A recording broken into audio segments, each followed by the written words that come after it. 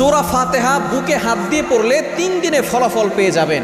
আপনি ফলাফল পেয়ে সন্তুষ্ট হয়ে যাবেন, কেননা এই সূরা ফাতিহার ভিতরে শেফা রয়েছে। এই সূরা ফাতিহা হচ্ছে উম্মুল কোরআন, কোরআনের সারাংশ, কোরআনের মা। শুধু তাই নয়, এই সূরা ফাতিহাকে বলা হয় সূরাতুশ শিফা। এটা হচ্ছে শিফার সূরা।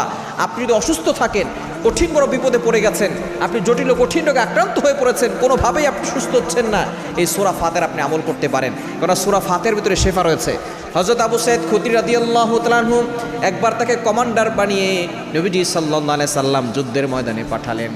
তারা যখন যুদ্ধ থেকে ফিরবে এমন সময় তারা সবাই ক্ষুধার্ত হয়ে পড়লেন। এক এলাকায় গিয়ে তারা খাদ্য চাইল, কেউ তাদেরকে খাদ্য দিতে চাইল না, খাবার দিতে চাইল না।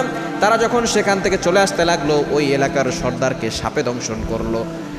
তখন তারা কেউ চিকিৎসা দিতে পারলো না। একজন বলল যে কাফেলার লোকজন কিছুক্ষণ আগে এসেছিল, তাদের কাছে হয়তো কোনো চিকিৎসক থাকতে পারে। তখন আবু সাঈদ খুদরি রাদিয়াল্লাহু তাআলা আনহুর কাছে যাওয়া হলো।